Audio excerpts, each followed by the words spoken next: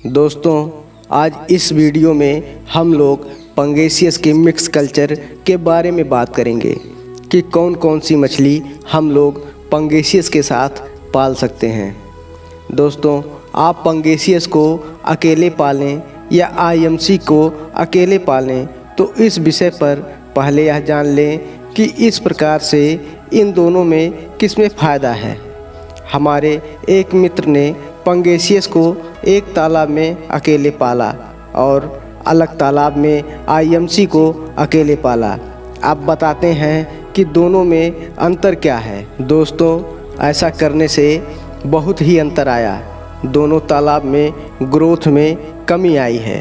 आप एक ही मछली का कल्चर एक ही तालाब में करते हैं तो हमेशा उसकी ग्रोथ में कमी आएगी और एफसीआर भी उसका ज़्यादा निकल कर आएगा।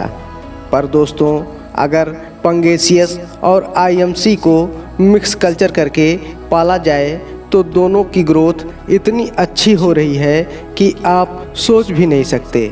दोस्तों, दोनों मिक्स करके पालने में फ़ायदा यह है कि जब पंगेसियस को हम पालते हैं तो आपको पता ही है कि इसमें दाना ज़्यादा लगता है। पर जानते हैं वो दाना क्यों लगता है? अब आप मान लीजिए कि पंगास ने 200 ग्राम खाया है तो यह मान लीजिए कि वह 100 ग्राम या 150 ग्राम कंज्यूम करेगा, बाकी का वेस्ट निकाल देगा। अब जो वेस्ट पंगेसियस निकाल रहा है वह सीधे तौर पर आपका लॉस है। पर अगर आप पंगेसियस के साथ आईएमसी भी पाल लेते हैं तो जो पंगास वेस्ट निकालता है वह आईएमसी के लिए फीड का काम करता है। अगर हम मिक्स कल्चर करते हैं तो हमें सबसे ज़्यादा यही प्रॉफिट होता है कि जो लगभग 40% तक पंगास वेस्ट के रूप में फेंक दे रही है वह आईएमसी ले रही है और अपने बॉडी वेट को बढ़ा रही है। तो यहाँ यह बेनिफिट मिलता है आपको मिक्स कल्चर करने पर। अब मान लीजिए कि आपका पंगेसियस एक तालाब में पाला गया है जो खाली एक ही मछली पंगास है। वह मार्केट साइज आने में लगभग 7 माह का समय ले लेती है। पर अगर आप यही मिक्स कल्चर करते हैं तो यही पंगास 5 माह में ही तैयार हो जाएगा। और दूसरी तरफ आईएमसी या कार्प है तो वह भी अपना वेट तेज़ी से बढ़ाएगी। अब बात करते हैं कि पंगास के साथ कौन कौन सी मछली पाली जा सकती है। तो आप यह जान लें कि पंगेसियस के साथ आप कॉमन कार्प डाल सकते हैं और कतला डाल दीजिए। इसके साथ रेहू भी डाल दीजिए।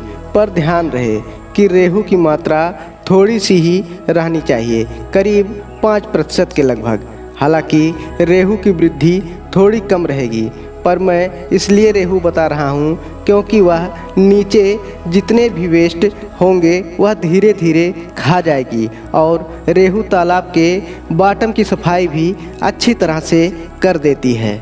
एक बात का और ध्यान रखें कि अगर आपके तालाब में जहां आपने पंगास के साथ यह मछली यानी मिक्स कल्चर किया है वहां पर ज़्यादा काई बन रही है, यानी तालाब में हरापन जल्दी जल्दी आ रहा है, तो आप वहां 2% तक ग्रास कार्प डाल सकते हैं। इससे आपके तालाब का संतुलन ठीक से बना रहेगा।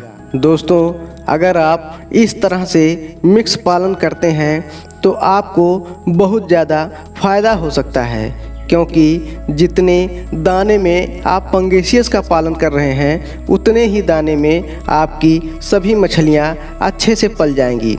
अब आप सोचिए कि आपको कितना फ़ायदा होने वाला है। मिक्स कल्चर के साथ आप पंगास के साथ कौन सी मछली कितनी मात्रा में पालेंगे ये आपको हम बता रहे हैं।